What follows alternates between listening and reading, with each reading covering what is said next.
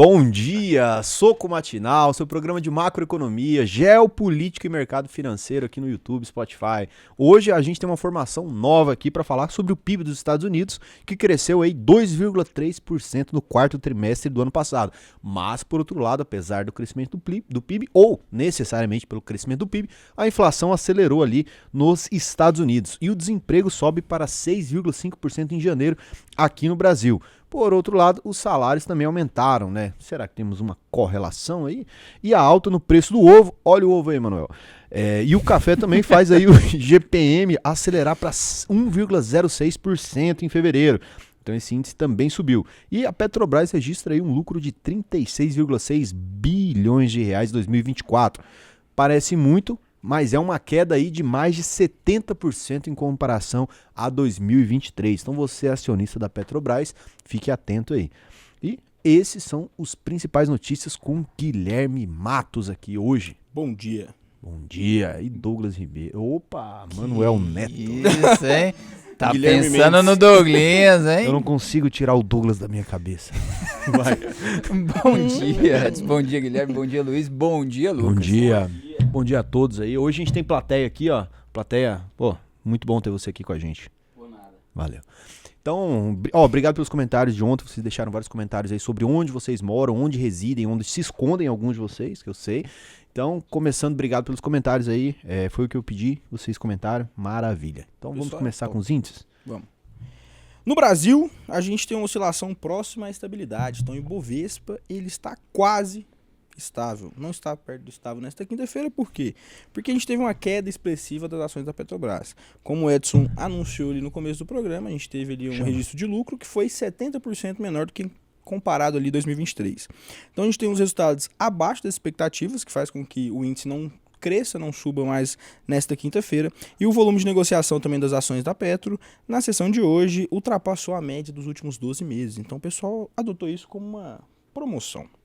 Nos Estados Unidos, a gente tem o Dow Jones subindo 0,97%, o S&P avançando 0,23% e a Nasdaq registrando uma queda de 0,28%, com os investidores avaliando os resultados trimestrais de NVIDIA, divulgados ontem após o fechamento do mercado. Então tem um impacto significativo e, além disso, os títulos americanos de 10 anos nos Estados Unidos apresentavam uma alta com rendimento chegando a 4,26% até 4,29%. Na Ásia-Pacífico, a gente tem a direção das bolsas ali fechando de forma away, sem direção única, devido às novas ameaças tarifárias aí do governo Trump, que gera incerteza e reduziu o apetite de risco. Então a gente teve quedas em Hang Seng, na bolsa de Hong Kong, com 0,29% de queda, na Seul, na Coreia, com um recuo de 0,73%, e Taiwan também com uma queda de 1,49%. E uma alta em Nikkei, Tóquio, subiu 0,3%, impulsionado por as ações de chips e setor automotivo. Na Europa, a gente tem os principais índices ali fechando em queda nesta quinta-feira. Então a gente tem o Stoxx 600 caiu 0,51%. A gente tem o DAX da Alemanha ali de Frankfurt recuando 1,07% e o CAC 40 de Paris tendo uma queda de 0,51%. E uma alta na FTSE 100 de Londres subindo 0,28%, impulsionado pelas altas das ações da Rolls-Royce, aquele carro bonito, gostoso que todo mundo quer ter um dia. Subiram 15,94% após os resultados trimestrais positivos. Commodities, a gente tem um petróleo Brent aí fechando em $73,31, com uma alta de 1,72%. Minério de ferro fechando em $107,15, com recuo de 0,02%. Então a gente teve o Brent com uma alta, muito relacionado ao andamento das conversões de paz entre a Rússia e a Ucrânia, e a revogação também dos acordos dos Estados Unidos com a Venezuela.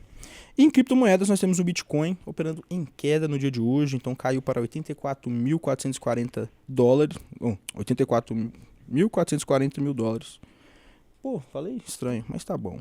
Seu menor valor desde novembro de 2024. Tá caindo. Então recuou 1,55% e Ethereum 1,62%. Então a gente chega à conclusão que o Bitcoin acabou. Acabou o Bitcoin, tá caindo, vai morrer, finalizou, nunca mais Bitcoin. Quem tem Bitcoin na carteira, acabou. Esquece. E agora a gente vai começar as notícias internacionais hoje, que vai ser um programa diferente de ontem, né? Ontem a gente teve um programa político aqui, com opiniões polêmicas. Hoje a gente vai ter um programa mais técnico aqui, porque todas as notícias que a gente tem fora uma muito polêmica que vai ficar no final, né?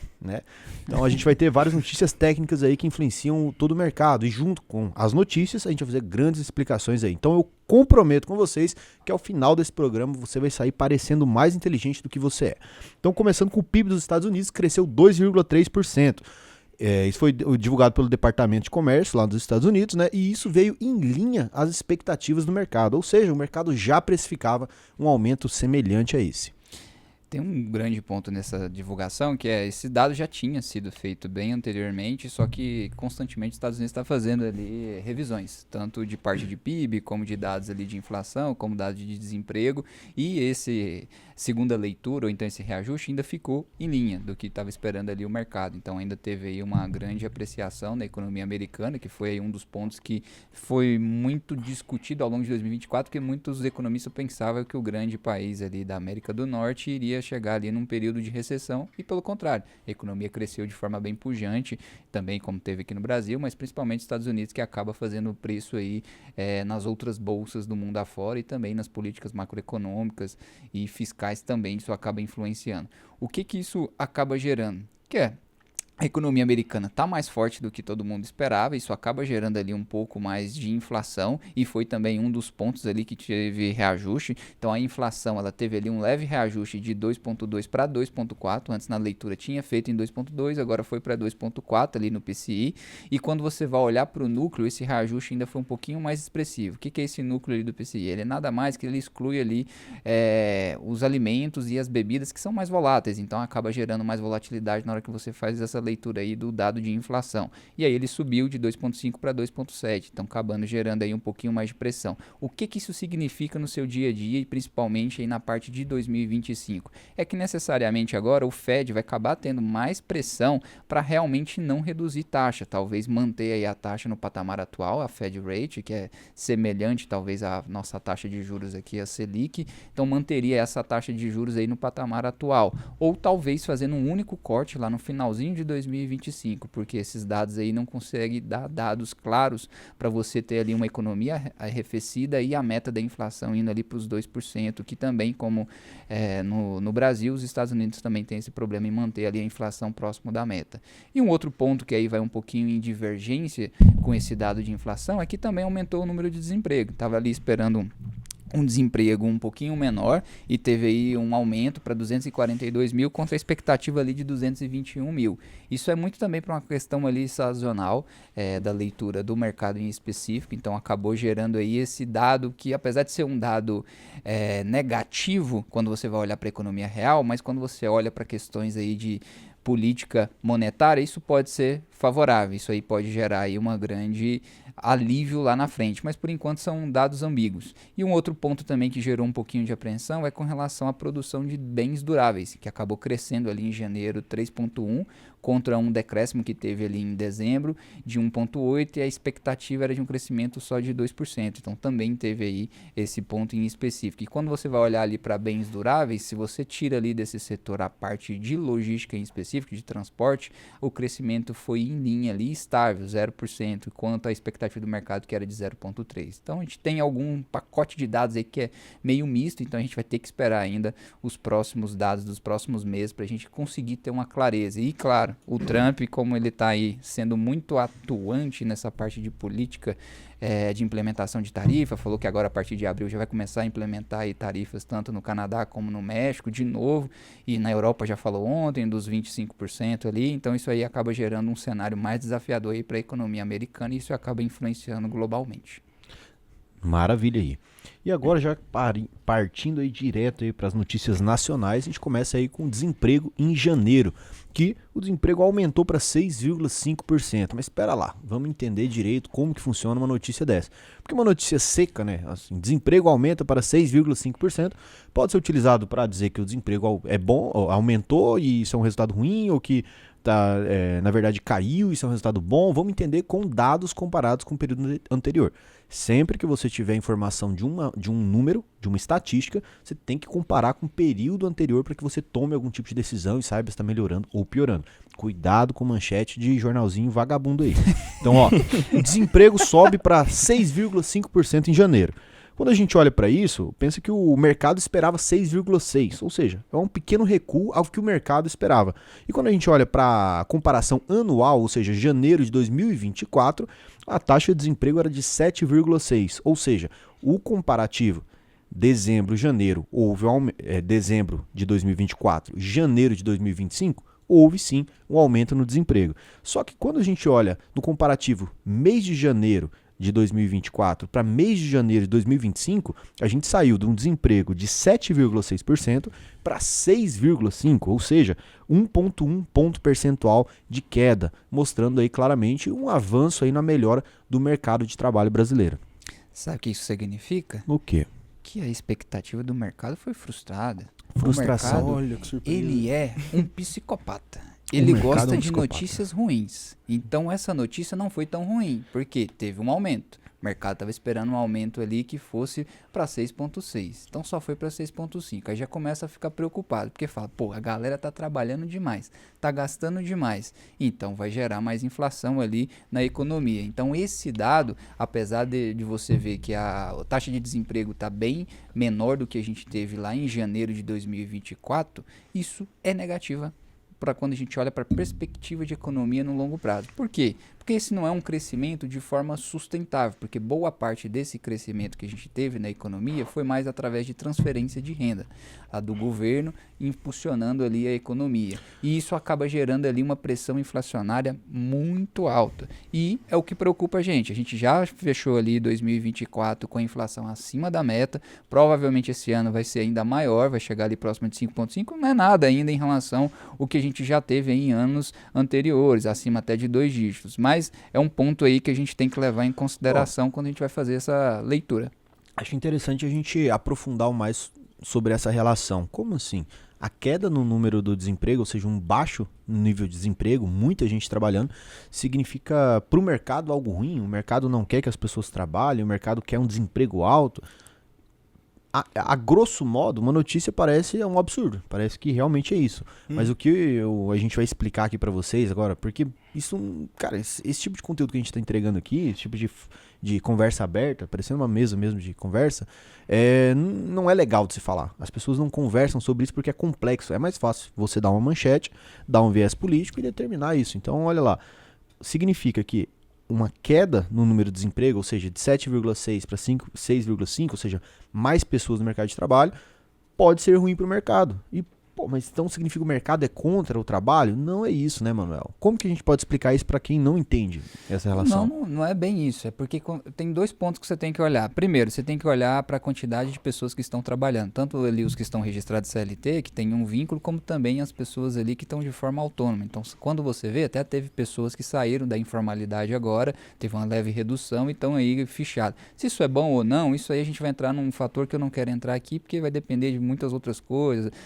leis trabalhistas, entre outros pontos. Mas o que acontece? Quando você tem uma economia crescendo como está agora, na teoria você olha para isso pode ser sem dúvida nenhuma considerado como positivo. Só que quando você vai fazer a abertura, como que está acontecendo esse crescimento? Esse crescimento está indo mais para a área de serviço e para o consumo. E quando você tem um consumo aquecido, querendo ou não, a parte de varejo ali você precisa de ter um pouquinho mais de contratações. Só que quando você vai olhar para a parte de indústria, para a parte de capex dentro das companhias, você não vê esse mesmo crescimento. Então você vê esse descasamento. Então como que você vê uma massa de trabalhadores aí aquecida, só que do outro lado você vê as pessoas que pensam, que tomam as decisões ali nas companhias meio que retraída. Não está tendo a coragem de fazer ali os investimentos. Vai ser até um ponto que você já vai ter visto na data de ontem no nosso Lucros Líquidos, que a gente vai falar também como que as grandes mentes pensam em relação a essa questão do Brasil neste momento. Então esse é um ponto muito específico. Então fica aí também a dica para você olhar nesse vídeo aqui, que a gente conseguiu explanar de forma bem direta todos esses pontos. Então é isso que deixa preocupado. E qual é o outro ponto que a gente vê é que o rendimento médio aumentou também dos trabalhadores. Isso é positivo, isso não é ruim. Só que quando você vê esse aumento de forma bem expressiva, isso gera mais inflação. E qual que é o problema da inflação? É porque você tem uma base monetária ali que não está controlada pelo governo atual. E você tem um nível de arrecadação maior, só que o nível de despesa ali não está indo no sentido oposto. Vamos dizer assim, você está tendo um nível de aumento de arrecadação maior, mas só que o nível de despesa também está aumentando. Se a gente tivesse pelo menos um nível de despesa estagnado, a gente conseguiria ali ter uma economia muito mais forte, conseguiria ali ter um senso de saúde financeira melhor. E aí, sem dúvida nenhuma, a economia estaria num crescimento que a gente fala de forma sustentável. Aí, sem dúvida nenhuma, os economistas e o mercado iria falar, pô, que legal, a gente está tendo aí uma taxa de desemprego boa e a gente está conseguindo dar passos em relação a um crescimento sustentável para o Brasil. Tinha que ser inversamente proporcional, né?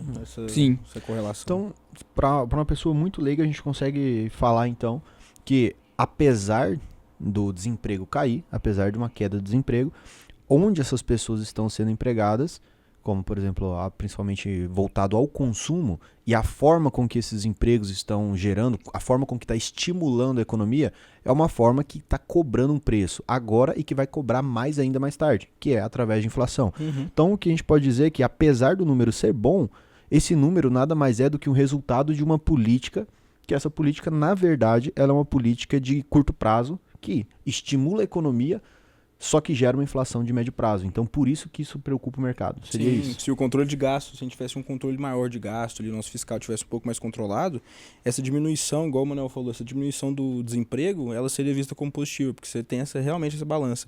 Porque pensa, você tem um rendimento médio aumentando entre as famílias, os trabalhadores, e isso acaba fazendo com que você seja estimulado a comprar mais produtos. Você compra mais produtos, você vai demandar daquele produto, a oferta às vezes vai diminuir, você vai ter que ter um aumento de preço, vai gerar uma inflação e vai acabar doendo no seu bolso no final das contas. É como se fosse um aumento, é claramente um aumento, só que um aumento que, da mesma forma, você gera inflação e você entra num círculo aí que você não tem um aumento real, né? Diferente se o aumento da capacidade de emprego fosse na industrialização, fosse em outros aspectos da economia que não fossem claramente estimulados de forma, como que eu posso dizer?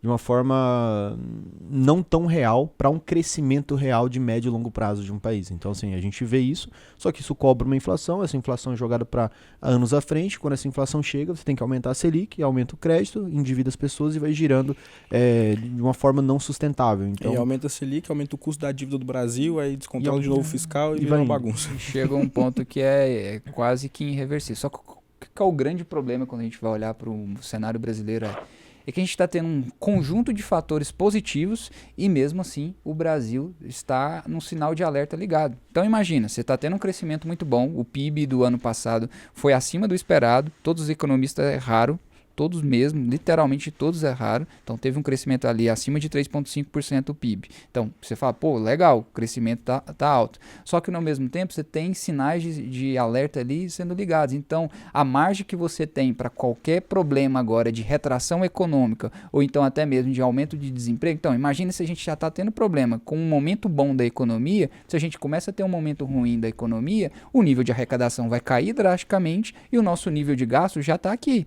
não tem como. Você já tem um nível de gasto. Se você não consegue cortar esse nível de gasto, é como se você tivesse hoje um salário de 50 mil por mês e está gastando ali 49. Se de repente de uma coisa ali, você tem uma parte da renda variável do seu salário, que é, vamos supor, cerca de 30%, 50%, e de repente você não ganha mais 50% e vai começar a ganhar 40%, pô, esses 9 mil de gap. É o que você pode ter. Então você está contando com o melhor cenário. E no pior cenário, você tem gordura? É onde as grandes economias conseguem ser mais eficientes que a gente quer. No momento de recessão, no momento ali de turbulência, se você tem uma gordura, você consegue passar por esses momentos de uma forma mais eficiente. A gente está vivendo aquela questão. O meu salário é 5, meu limite é 10, meu salário é 15. Então a gente tem que parar de viver essa estrutura. É literalmente estrutura de governo. Não. Aí olha que interessante, né? Então, para uma notícia simples como a queda do desemprego, o aumento, né, em comparação a dezembro, a gente passou aqui por um diálogo muito mais complexo, muito mais chato e muito mais difícil de se dar. Por isso que é complexo, porque a economia, e como um todo, principalmente a macroeconomia, ela é muito voltada para vários fatores que influenciam a alta, a queda e toda essa dinâmica. Então nada é simplesmente por um motivo. É muito mais fácil, e é muito, muito, muito mais fácil mesmo, para um governo determinar que eu sou contra o mercado, eu vou lutar contra o mercado, como já foram falas do presidente Lula. Mas o mercado, ele não existe uma pessoa que é o mercado. O mercado é basicamente uma dinâmica de oferta e demanda de preços. Ou seja, cuidado sempre também com pessoas que vão colocando como um ser inanimado, sem sentimentos e malvado, que é o mercado, o sistema, algo assim. São só formas de você simplificar a forma de diálogo. Só que o diálogo simples, geralmente, ele tá errado, porque tudo é multifatorial, tudo depende de vários tipos de análise e várias coisas que se correlacionam ou não para determinado índice, para determinado movimento econômico. Então, cuidado, cara. É muito mais difícil fazer o que a gente faz. É mais fácil ser sensacionalista, é muito mais fácil. Inclusive, vamos começar a ser sensacionalista aí, porque, pô, dá mais like, é melhor. Você consegue aí, ó, falar mais absurdo. A gente tem que voltar à essência e ser sensacionalista aí. A essência da comunicação brasileira aí, com manchete que não diz nada com nada. Então, brincadeira. E nessa seara, a próxima manchete é boa. A próxima. Alta no preço do ovo e café faz o GPM aí acelerar 1,06% em fevereiro, né? Então a gente teve essa alta e isso ainda nem entrou em vigor a determinação do Ministério da Fazenda, não, Ministério da Agricultura e Abastecimento, que foi justamente colocar agora selo de validade na casca do ovo. O que isso vai fazer? Isso vai quebrar todo mundo que é pequeno, que não vai ter a capacidade de criar maquinário para colocar a porra do selo ali, não faz sentido. E vai jogar tudo para a JBS, que agora entrou junto no mercado do ovo, né? Então, pô, isso é sem contar essa perspectiva. Então, um lobbyzinho bonito aí sendo feito. Exato. Que preparem aí que o preço do ovo, se não tiver algumas mudanças que são multifatoriais, vai aumentar ainda mais. Exatamente. Então a gente teve o GPM subindo 1,06% em fevereiro, acima dos 0,27% de janeiro e abaixo do que? Acima, na verdade, da estimativa do mercado. Então, mais uma vez, o mercado errando. Parabéns, O mercado tinha uma estimativa aí de 1,03% e o GPM é 1,6%. A gente tem o IPA, que é o Índice de Preços ao Produtor Amplo, também acelerando 1,17%, acumulando 9,84% aí nos últimos 12 meses. E a gente tem o Índice também de Preços ao Consumidor, o IPC, subindo 0,91%. Maior alta mensal desde abril de 2022. E aqui fica o adendo. A gente tem o IPC, que é o Índice de Preços do Consumidor, e o IPCA, que é o Índice de Preços ao Consumidor Amplo. O IPCA ele vai fazer uma média do custo de vida ali das famílias com renda entre 1 a 40 salários mínimos. Já o IPC ele é uma média de preços de um conjunto fixo de bens e serviços de famílias com renda entre 1 a 33 salários mínimos. Então fica aí para vocês a informação dessa diferença. Além disso, a gente tem o INCC, que vai medir o custo da construção civil, desacelerando 0,51% em fevereiro. E por que o ovo e o café impactaram? Olha o ovo. Esse GPM. Por quê? Porque o carro da rua tá passando agora no seu ovo. Brincadeira. Olha o ovo.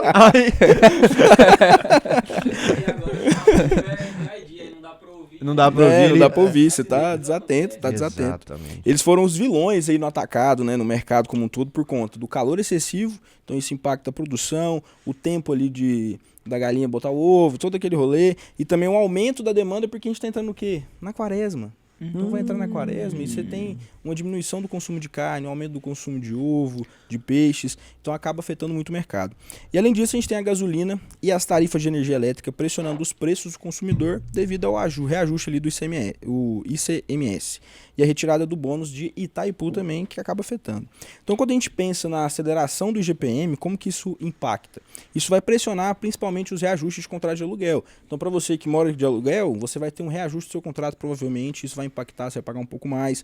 Então, olhe para o seu contrato. Além disso, tem o impacto nos custos das empresas que utilizam esse indexador aí como referência nas suas negociações. E, além disso, a gente vai ter esse aumento dos preços dos combustíveis e da energia elétrica, podendo ter um efeito cascata em outros setores num curto, médio prazo, reduzindo ali o poder de compra da população como um todo.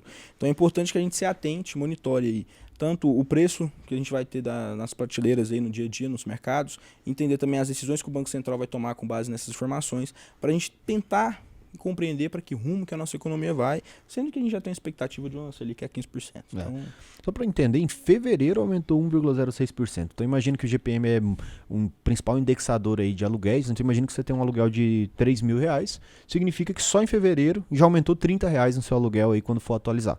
Isso graças a principalmente ovo e café. Então é toda uma cadeia de inflação que vai subindo e chegando. então a dica é você paga o seu aluguel mais caro e não come ovo nem toma café. Exatamente. Ou paga o aluguel com café e ovo. Falando em ovo, né? Vamos tocar no assunto do ovo aqui. Falando nisso, brincadeira, vamos tocar. Enfim, eu quero fazer um debate teológico aqui nos comentários, que é o seguinte. Anteontem, a gente estava numa discussão, eu e Edilson aqui. Edilson, Nossa. quem acompanha aqui já sabe. Sobre na verdade, foi há uma semana atrás e a gente está discutindo já tem uns 3 dias, né? A gente prolongou a discussão teológica. De acordo com Edilson, e ele disse que tem embasamento bíblico para isso, quando você tá na quaresma, sábado e domingo você pode comer carne. Ele falou assim, quaresma é 40 dias sem comer carne, ou sem comer açúcar, ou sem álcool, ou sem qualquer outra coisa, só que sábado e domingo é liberado. Só dias úteis? Edilson. E eu falei, Edilson, me diz onde está escrito isso aí, que eu não vi. E aí ele falou que ia me dizer, não chegamos ainda a um consenso, então faz sentido isso, vocês aí que são pessoal de quaresma, vocês que tiram a quaresma, é 40 dias corridos ou é 40 dias úteis?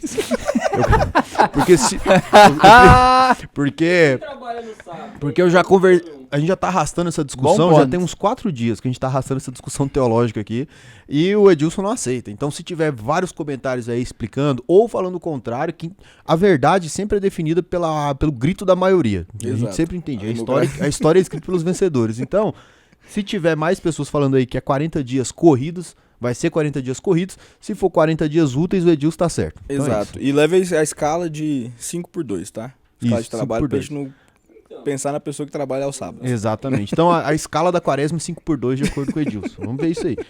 E a Petrobras, né, falando em ovo também, registra aí o lucro de 36,6 bilhões em 2024, que é uma redução de 70% em comparação a 2023. Lembrando sempre, quando a gente fala de lucro da Petrobras, que o acionista majoritário é o próprio governo federal. Dessa forma, quando a gente tem uma redução no lucro e assim nos dividendos entregues pela Petrobras, a gente tem uma redução na arrecadação do governo.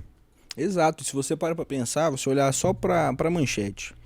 A Petrobras registrou um lucro de 36,6 bilhões de reais em 2024, com a queda de 70% em relação ao ano anterior, você se assusta. Você fala assim, meu Deus, Caiu, acabou. tá caindo, acabou. Porque se você olhar no comparado, em 2023, ela registrou um lucro ali de 124,6 bilhões. Então teve uma queda drástica.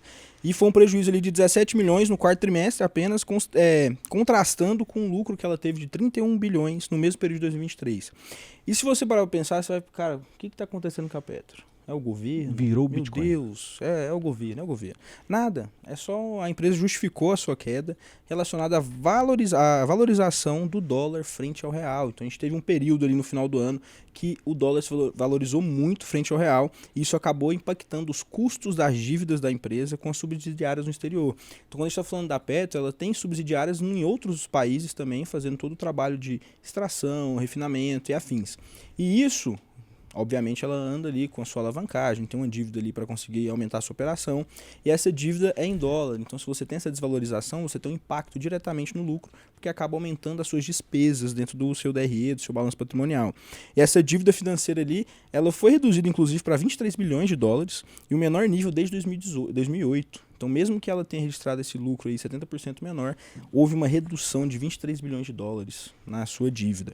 E, além disso, a gente também teve uma aprovação de 9,1 bilhões em dividendos. Então, para você que é acionista da Petrobras, vai pingar no seu bolsinho, totalizando quase 76 bilhões referentes a 2024.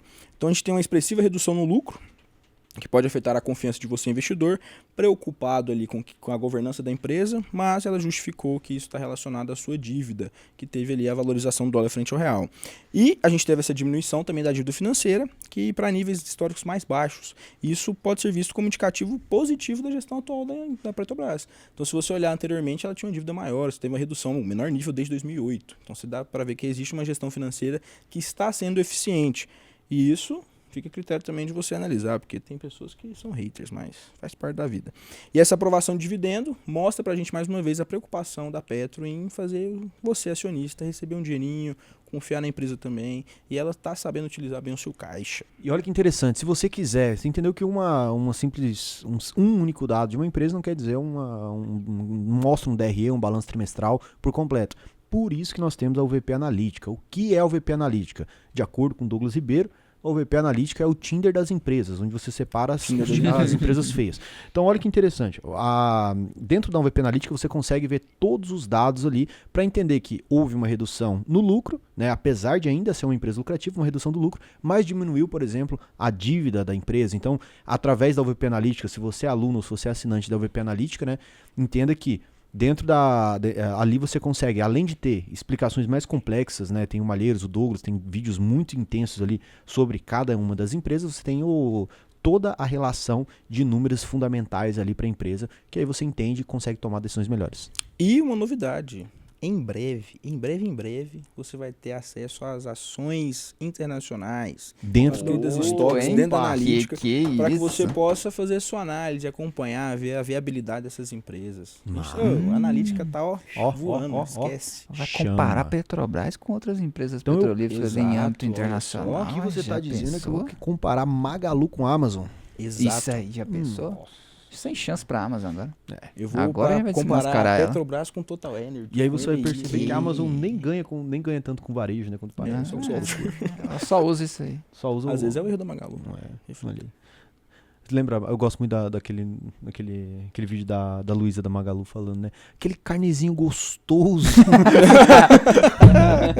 Você aí que quer aquele carnezinho gostoso. Mas Carnezinho. a Magazine Luiza tá investindo muito em marketing, porque a gente teve aí a Luiza PRC estourando aí com a música de carnaval agora, o trap do Trepa Trepa. Ela já tá fazendo propaganda pra Magalu, viu? Hoje eu recebi um anúncio da Magalu que era ela fazendo a propaganda. Fica aí a questão. Já parou pra pensar na vida do cara que estoura uma música? No outro dia ele já tem contrato fechado, porque vai durar uma semana. Então ele precisa fazer uma maior Isso quantidade é de loucura, anúncios. você tá falando de carnaval, o povo tá fazendo música de carnaval desde o carnaval do ano passado. Aí chegou a mulher do nada no podcast, E fala o cantou a trepa-trepa. música, trap do Trepa Trepa, estoura e vai ser a música de carnaval. Cara, Pensa a frustração do compositor, cara. E falando em composição, você ia falar alguma coisa? só ia falar que, imagina, a Petrobras teve esse pequeno probleminha aí de prejuízo por uma questão de ajuste cambial, né? Aí você sabe por que isso aconteceu? Por quê? O principal acionista da empresa ali é quem? Governo. É o governo E o que é o governo? O governo fica calado. Ele não consegue ficar calado, não consegue colocar a casa em ordem. Ele mesmo prejudica ele. Aonde que já se viu isso? O que você está dizendo, então, Manuel Neto que está dizendo que o principal problema do governo é o governo. É o governo. Olha só. Liberal aqui, ó. Liberal. E eu que sou liberal, só porque ontem eu tava fazendo provocações aqui. Falei até de caminhoneiro, falei um monte de coisa aqui. Desculpa aí pelo caminhoneiro. Então, ó. Tava meio feliz ali. Tava meio feliz. Então é Se isso. você tira o governo do governo fica bom. O problema do governo é que tem governo. Então É que tem isso. governo. Interessante. Então, agora a leitura dos comentários do vídeo anterior aí. Obrigado a todo mundo que comentou a cidade de onde fala. Você tem comentários? Eu tenho um bom aqui, ó. Então leia o comentário. Governo é um Robin Hood cracudo. Ele tira de todos, inclusive do pobre, para supostamente devolver ao pobre, porém ele cobra uma taxa de administração de 80% para fazer o trampo. Esse é bom. E hoje, então, para finalizar o programa, depois do comentário do nosso querido Guilherme aqui, não vai ter comentário, mas vocês só vão entender isso no próximo programa, que o próximo programa vai ter uma mudança aqui muito específica. Lucas, pode falar? Não? Não fui autorizado a falar pelo Lucas, então infelizmente a gente vai finalizar o programa sim. Mas você que não é inscrito, se inscreve aqui no canal do Soco Matinal, VP Capital, VP Agro. Foi anteontem, tem vários videozinhos ali, né? Esse vídeo vai ir ao ar sexta-feira. A gente já tá gravando isso aqui no dia 1º de junho de 2024, que foi gravado, inclusive, né? Sim. Então é um vídeo extenso. E amanhã aí, então, na sexta-feira, um bom carnaval pra vocês. Aproveitem. Muito juízo aí na cabeça de vocês. E que mais, Manuel? Você que é um cara mais... Conservador. Assim? meio. Assim?